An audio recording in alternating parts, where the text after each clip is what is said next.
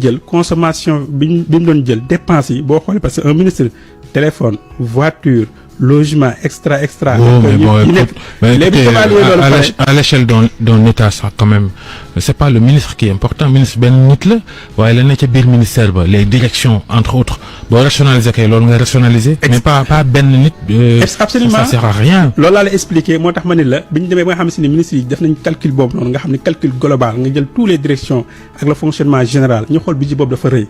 yéen a ngi wax ministre ba pare dem dëkk ci hôtel état bi di ko fay.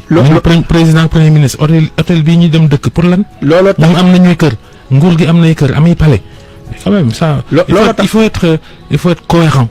d'accord maa ngi ñëw sa réponse boobu mais looloo tax pour finir sama si looloo tax ñu ni léegi comme que budget bi dafa xawoon a yaatu dañuy wàññi donc ministres yi mais bu ñu demee ba nga xam si ni jàpp nañu par exemple am nañ xaalis te tel ministre mënul ñàkk wala tel poste ministériel mënul ñàkk. bu boobaa mën nga xa créer mais day fekk yow na nga am budget boo xam ne si doo sonal askan wi wala boog doo pomper wala boog dana fekk yow nga wàññi njëg ba pare bu fekkee da ngay wax si lu wàllu hôtel ak yu demee noonu xam nga le président de la république en même temps donc le premier ministre ñoom bi ñu nekkee si hôtel c'est parce que les conditions ne sont pas réunies c'est des conditions de sécurité c'est juste des conditions de sécurité. palais bi amul sécurité. non en fait non si ils vont lu tax ba ñu jëlee nguur gi tooguñ ca palais ba moom Bassirou Diomaye Faye en premier. palais amul. waaw xam nga loolu ça dépend. palais sax am na Popenguine. d'accord na xam nga c'est-à-dire loo gis nekk rek dafa am yoon ndax palais bala ngaa ñëw. ça vous ne pouvez pas le justifier. non si on pourrait le justifier parce que palais bala ngaa ñëw da ngay fekk yow parce que est-ce que def nga état des lieux pare parce que instant bul fàtte nit ñi def guñ sax un mois. état des lieux mooy lan mooy état des lieux palais.